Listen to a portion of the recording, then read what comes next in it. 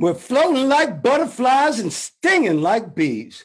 Rumble, you badass jet pilots, rumble. Hi, welcome to the Wingmen Show. My name is Drew Brown. We hope to inspire, entertain, and learn something so we can all make this world a better place for our children.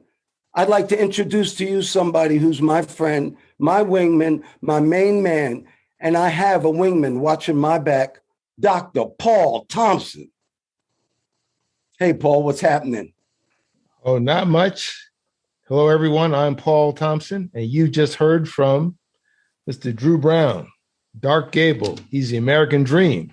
He's the man, the myth, the legend, the pilot's pilot, the role model's role model, and most importantly, his royal fullness.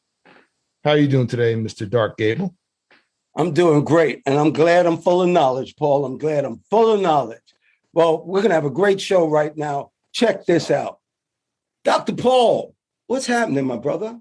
Oh, not much. I'm alive and well on a beautiful, beautiful morning here in the month of May. It's almost Memorial Day. How are you today? I'm great, and you're coming over. You're bringing the family. Yes, and a cake. We're going to have those gyros. Remember we talked about last week, gyros? Yes. Well, you're going to have heroes. I'm going to bring a cake. Case, I got to pick it up today. You're bringing a $150 cake. No, it was only like 137. Okay, Doc, that's 150. Smaller than the other. I have to tell you something, though. That cake you brought is the talk of my family. They still talk about it. Some people talk about it that didn't even get to taste it. Matter of fact, just to let you know, little Drew, there's now little Drew and baby Drew. Mm-hmm. So anyway, we'll get that. But little Drew Drudini. Right. Oh, Drudini, my grandson. Yeah. So you'll get to see him. Anyway, my son said, Dad, when he brings the cake, now you're going to have to put a little bit away. Okay. Now you know. Because last time. So that's how good it was. So I can't wait for you and the family to come over. And first of all, I want to thank all of our listeners out there. We feel like family almost to all of you. And our new listeners, thank you so much. You can do us a favor by giving us a shout out on Apple Podcast.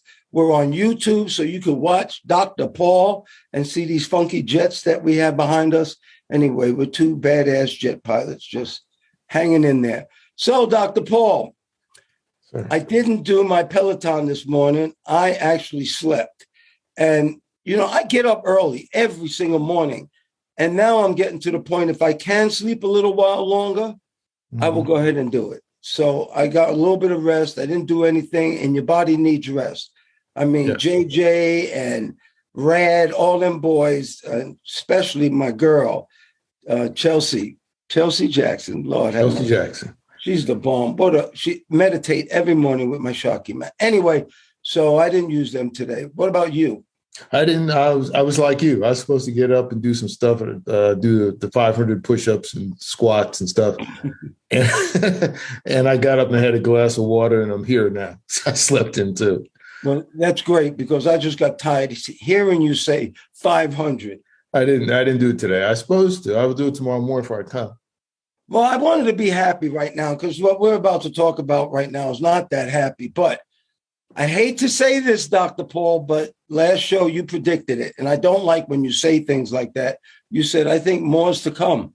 When we were talking about the Buffalo shooting, and that I'm a positive person. You know how positive I am. Maybe even unrealistic positive, but I'm trying to be happy. Point being, you said, I think there's more to come. And in my heart, I was like, no more's coming like that. This is too bad. Well, more came. And it was like 19 kids, 2 adults. The guy locked himself in a classroom and started killing people indiscriminately. So that just happened. I want to give you some statistics, Dr. Paul, because there's a problem here. And the one problem we're going to talk about in a little while is that there's something very common in both of these mass shootings. Mm-hmm. They're both 18 years old. That's the thread right here on this one. So let me just give you a little bit of an example. In the past 20 years, the USA has had 108 mass shootings. Number 2 is France with 8. Germany 5, Canada 4, Italy 2, England, the UK 1. How about guns owned per 100,000? Guns owned per 100,000 in America is 4 guns per 100,000. Every single other country in the world, it's less than 1. Every single other country in the world, it's less than 1. Now, murder rates. The murder rates in rich countries, we have 42 per million. You know what Singapore has? It's like 0? Zero. Zero. Zero, zero, zero. And you and I know why. Now, the funny thing about Singapore, you showed me this, it is crazy. Singapore has bad news too, you know. Yeah. They just, I think, arrested a guy who they accused of banging on his neighbor's wall for the past 11 years. And that made headline news. And that's the difference. And one of the things that you and I have both seen while we traveled there is that they do not take crime at all. That you have no more freedom. You have zero. They will spank you, and they do with canes. Yes. So anyway, I want to get back to this. 18-year-olds, Dr. Paul. What has happened in this country that 18-year-olds can indiscriminately pull that trigger and can indiscriminately have hate in their heart? I even said last week that, you know, I have hate in my heart when I see glory and I see that. My hate is not about hurting nobody. Yeah, you haven't thought about wiping out the local law. My little private hate, my little private thing that I take care of. God and I take care of my little hate, and then I don't hate anymore. We're talking about murdering people. Dr. Paul, give me some relief. I like to give you some relief, but I think I'm going to disappoint you. I think the thing to look at is that they're 18 and younger, or 18 and older, people born in the 21st century who are well past, you know, whatever happened in the 60s. That's ancient history to them. That's like you getting upset doing some kind of crime in 1960 based on something that happened in 1902. You know, I mean, that's the time period is the same. Maybe it's greater. There's something else going on. I don't think it's just the video games. Yeah, I remember the video games came out, some of the violent ones in the early 90s, you know, when my children were small. I remember one in particular was called Going Postal. It was called Going Postal, and it came in a box with, it looked like a wrap package in the post office with bullet holes in it, because there were a lot of shootings in post offices, I recall, at that time. But those weren't young people. Those are crazy people. Someone like the Ayatollah will say, well, it's not the guns, it's crazy mismanagement. It's mental illness mismanagement. And there's just a lot of angst in the society. Here, while things seem to be falling apart, you notice the technology is really good. We have all this bad information, bad news, but we can communicate in seconds. And I think the minds of a lot of people are just overwhelmed. They're overwhelmed with stuff. They don't know how to act. They've got problems. But the mindset to just go out, wipe out a large number of people, or wipe out the graduating class, or kill my classmates because this is the last of the school year and I don't want to wait till the summer. I have no idea what's going on, to be honest with you. Well, he killed elementary school kids. He didn't even go back to his school. So this is something, Dr. Paul, you said video games, music. You know, I'm feeling like my parents now, because I came out, I love rap music. Right. But if you continuously listen to what they're saying, that has an effect on you. I don't really give a care what they're saying. I like the funky beats, period. Period. Now, some of the genius things they say are just incredible, but they're not always positive. They're not. But if you're inundated with this, you and I were talking about, I'm not kidding, the two most revolutionary things that we heard, we just spoke about this yesterday, was Say It Loud, I'm Black and I'm Proud. When James Brown said that in the record, I thought shit was flying everywhere. I'm not kidding. I was young. I remember that. James Bond came out with the movie Goldfinger that had Pussy Galore in it. When I heard that, I almost lost my mind as a kid. Yeah. Now, I know you know what this means, but WAP, I've heard it. Yeah, it's really bad. And that means there's no more limits. There's no more sexual limits at all. There's nothing safe. Really, I feel like my grandparents, but when we used to listen to music, it was about peace and love and how much I love you and what I can do for you or what you can do for me or you hurt me or this and that. Right. There's no more lyrics like that. There's, kids don't look at each other when they date. Now they do it from an app.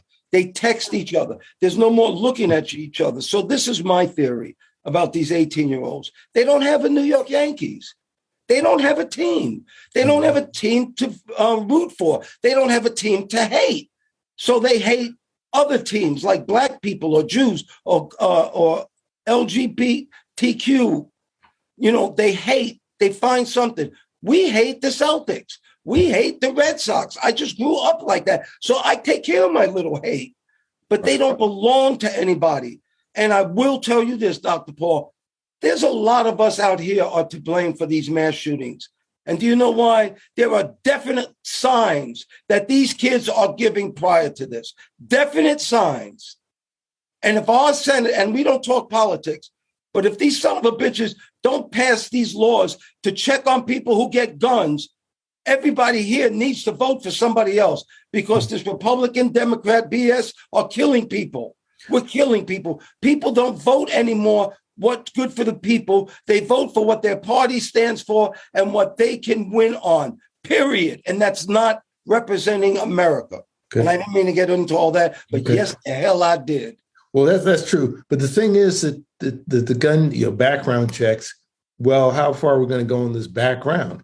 Because this guy in Texas, he would have passed it fine.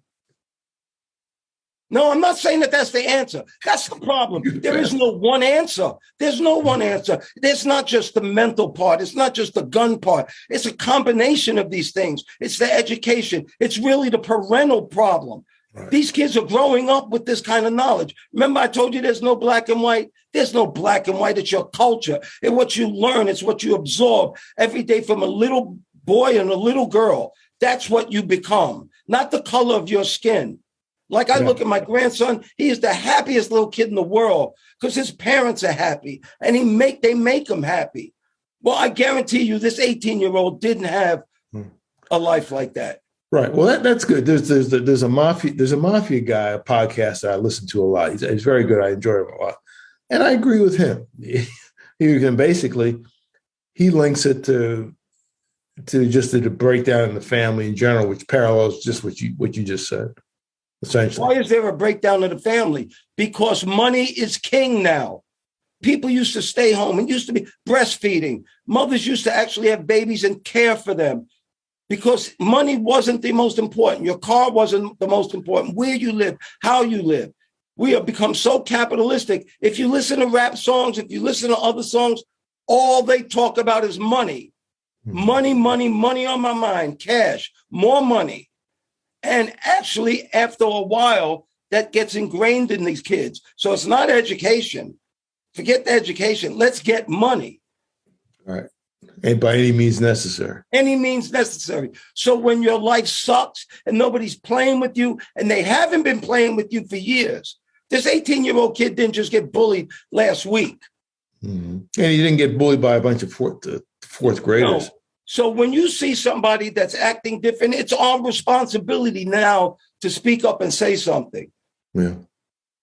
Where do you get, who gets body armor? This is a little bit different too. They're all ready to go. I think he shot his grandmother, honest to God. Yeah, he shot his grandmother in the face. Tried to stop him. I think his grandmother tried to stop him because they said a couple of weeks ago he got thrown out of the house because of Wi-Fi. And I think Wi-Fi for video games, just my thought. But they got in such a bad argument, he left the house, went to live with his grandparents.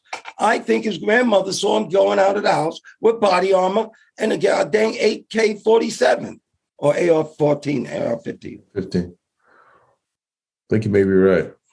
Yeah. Anyway, but I just want to put upon us that there's also a lot of good stuff. Yes. There's a lot of good stuff, but you hit it on the head, Dr. Paul. We have media that is so freaking instantaneous. It overwhelms us.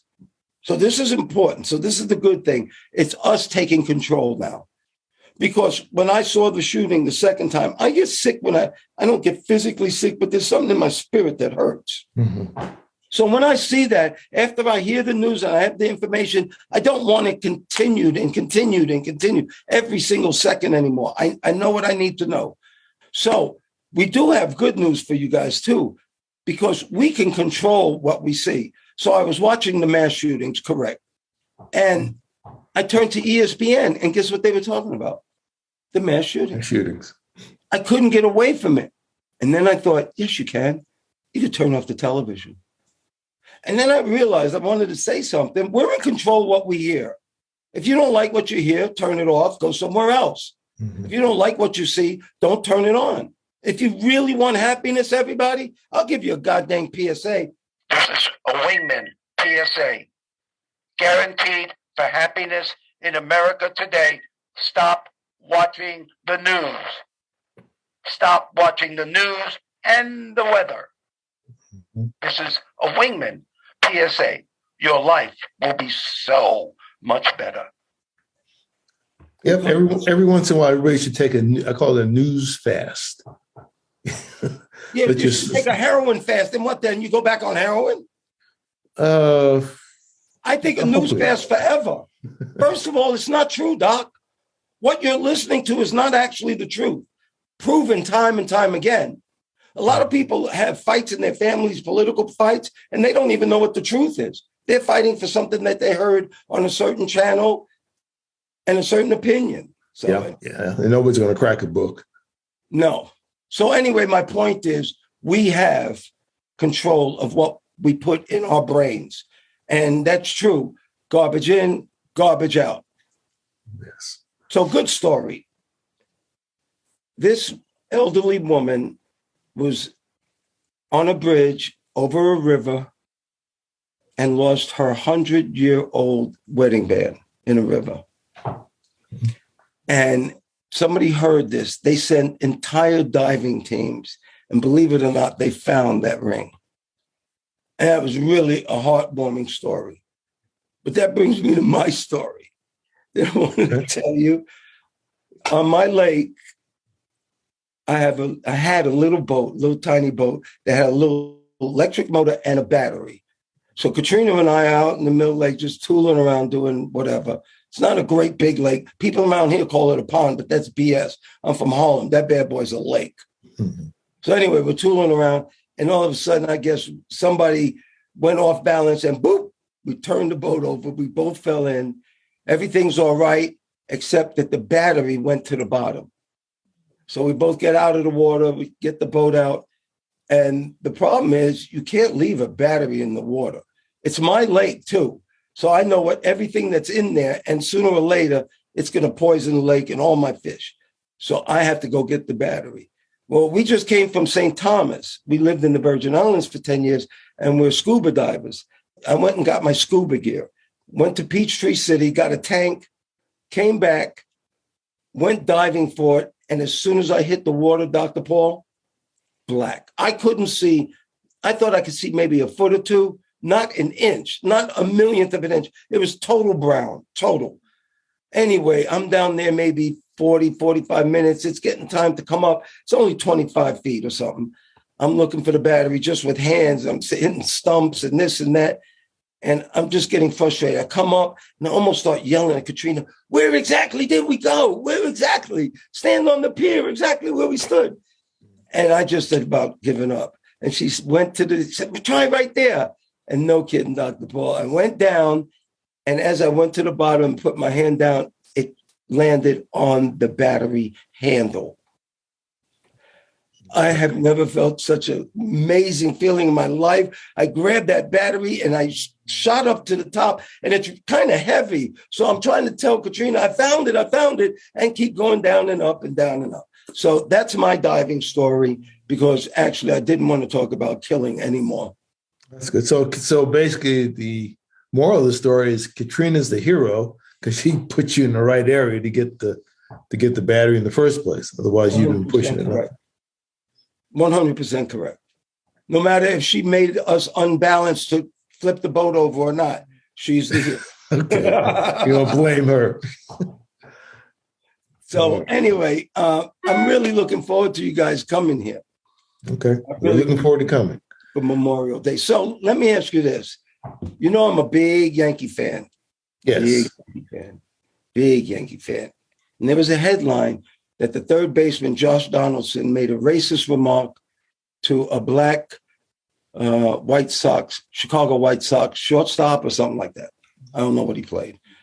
And it pissed me off because that's what it said. Yankee third baseman suspended for racist remark. Okay. So this is where the difference between ignorance and education. Most people read that headline, they go with it. That's it, period. Hate this guy, don't have any idea. If you read the story, now give me your opinion on this, honest to goodness. Because I don't like when people use black and it's not true. It's like the boy who cried wolf. Mm-hmm. And this was not a black person who cried wolf. So that even kind of makes it worse. So anyway, this guy, Josh Donaldson, was calling, let me get the guy's name right, Tim Anderson. Every time he was on base or past him, he would say, yo, Jackie, hey, Jackie, meaning Jackie Robinson. Okay. So that's what he was calling. That's the racist remark, Jackie Robinson. So let's break this down a little bit before I tell you what happened. Number one, Jackie Robinson to me is an idol. I don't wear anybody else's number except Jackie Robinson and Mickey Mantle. To me, he's one of the greatest Americans of all time. All time. To hear the word nigger and hit a double on your butt is one of the greatest things I ever heard. It inspires me. I'm not kidding. They're calling you nigger on first. They told him stop saying it because he would just steal the base. Just get better. Mm-hmm. Oh, my God. So anyway, I love Jack. So to call him that is kind of, you're calling him a hero, an idol. But the truth is, in an interview, this guy, Tim Anderson, said he's the new Jackie Robinson. He proclaimed himself today's Jackie Robinson. And that's why this athlete was getting in his head almost like Jackie Robinson's my idol. You haven't done jack to deserve the name Jackie Robinson.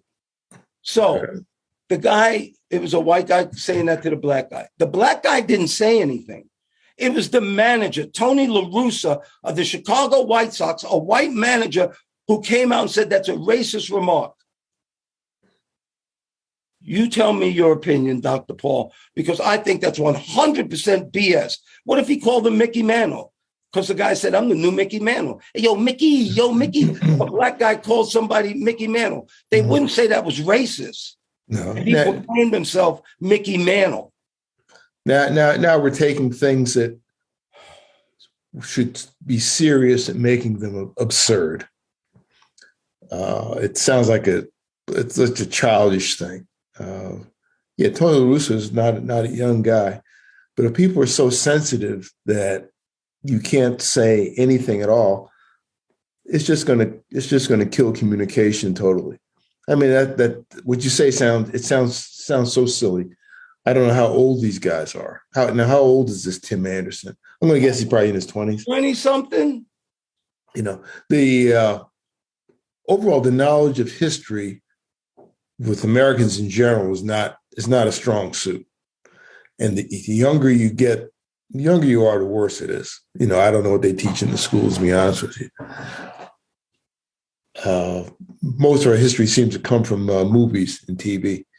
So it's easy to see younger people putting too much emphasis on things that are dramatic moments in a theatrical production and having no understanding of the background of what happened.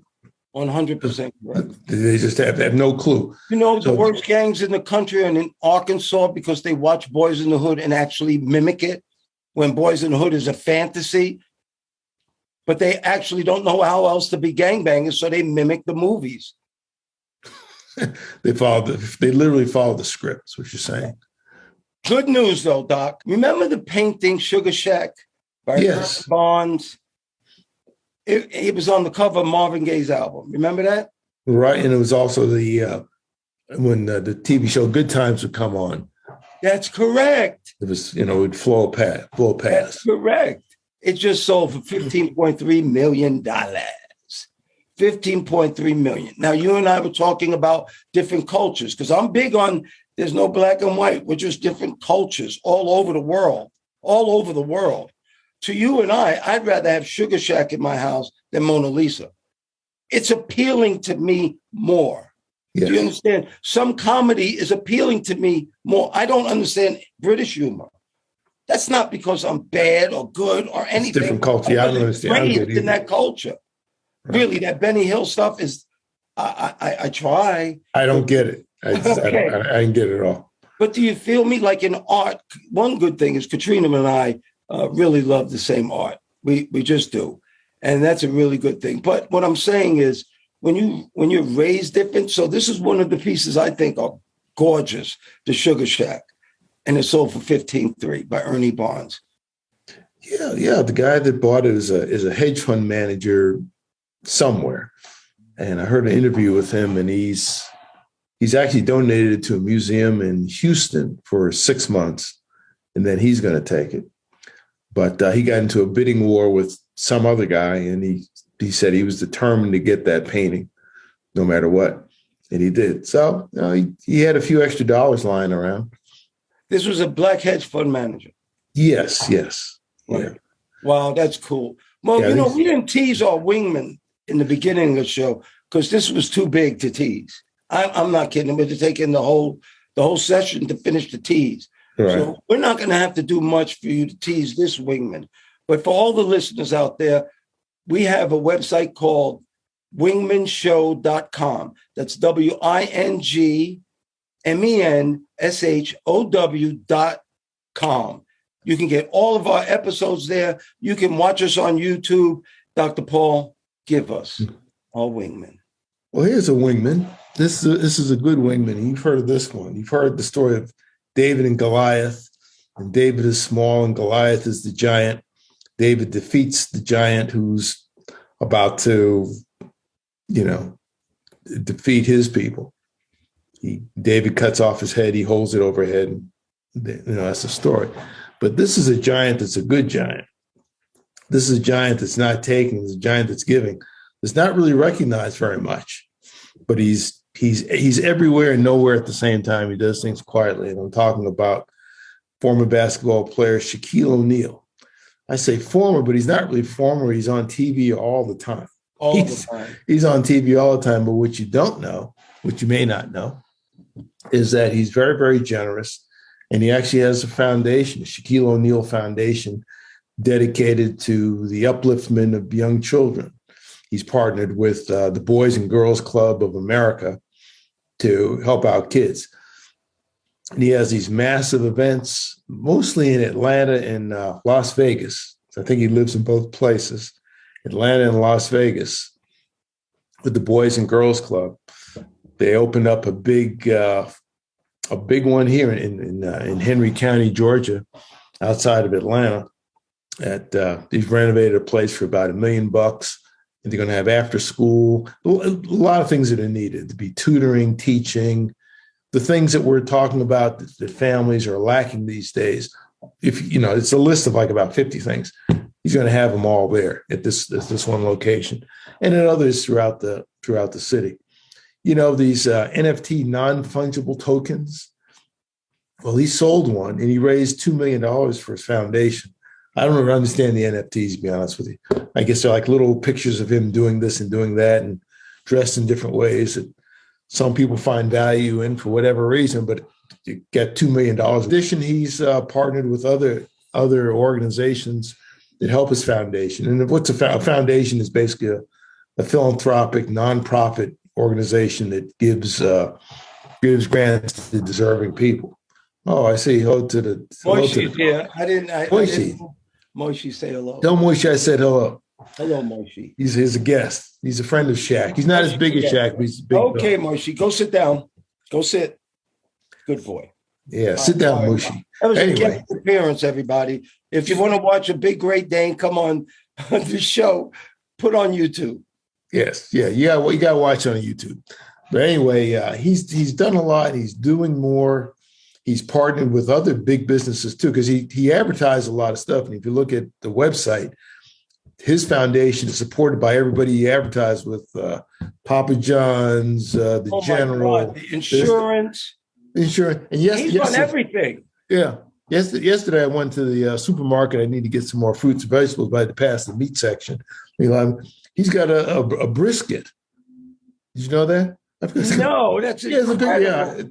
Some kind of brisket. Is a picture of him on the front. They sold it in public stores. So he's one of the wealthiest businessmen in the world, actually. And the thing, he's a sheriff also. But what people don't know about his size, there were a lot of big dudes. He was freaking dominant in the NBA. Yeah. He was actually dominant. One of the last few dominant big men. I would have loved to see him against Wilt Chamberlain. I'm not kidding. That would be interesting. A battle forever. Or Kareem. When they're in their prime, that would be worth seeing with him and Chamberlain. Chamberlain's very athletic. Bill Russell. Yeah, Bill Russell too. Very athletic. Yeah. One thing you don't know about Shaq, I'll throw it in, and you'll appreciate this: his commitment to education. He left LSU early to go into the NBA. I think after 3 years, he went to the NBA. Did you know he went back and got his degree? He went back to LSU. Stephon Curry just graduated Davidson. I saw that just last week, which is nice. But Shaq took it a little higher because a few years later, he went and got his master's. He did that on, I think, at the University of Phoenix online. Uh-huh. But then just some time ago, he got his PhD at a place called Berry College, which I believe is outside of Miami. And he became Dr. O'Neill in 2012. So he's been a doctor for 10 years. I don't know how many other NBA players have that, along with, 4 championship rings and probably 15 all-star appearances. And a show called Shaktin-A-Fool. Shaktin-A-Fool. And he's with Charles Barkley, and they kind of threaten each other every day. Yeah. I don't think they're not going to do any Will Smith stuff. I figure they're paying him pretty good to do that. Oh, yeah. Shaq, I don't think we have to worry about Shaq. He'll be all right. You know what? You have given us a good wingman this week. Thank you so much, Dr. Paul. I pray for peace. I pray for peace, and thank you too. Thank you once again, Dr. Paul Thompson, my friend. Thank you for your love, your time, and that's something that we won't ever get back. I want to thank all the listeners too. Thank you so much for doing the show, Dr. Paul. We're jamming. Well, thank you, Mr. Drew, for inviting me on. Always good to talk to you. And ladies and gentlemen, please remember to like, share, and subscribe to this podcast or any of the podcasts. If you're looking at YouTube, they say smash the like button. Don't smash it. Just press it gently and use as a link to all your friends. You can also look at us on our website, wingmenshow.com, WINGMEN show, SHOW.com, altogether, wingmenshow.com. And we hope to see you in the future. Thanks again, Mr. Drew. Oh, you're welcome. And we're still floating like butterflies and stinging like bees. Rumble, you badass jet pilots, rumble. May there be peace on earth, and goodwill towards all men and women.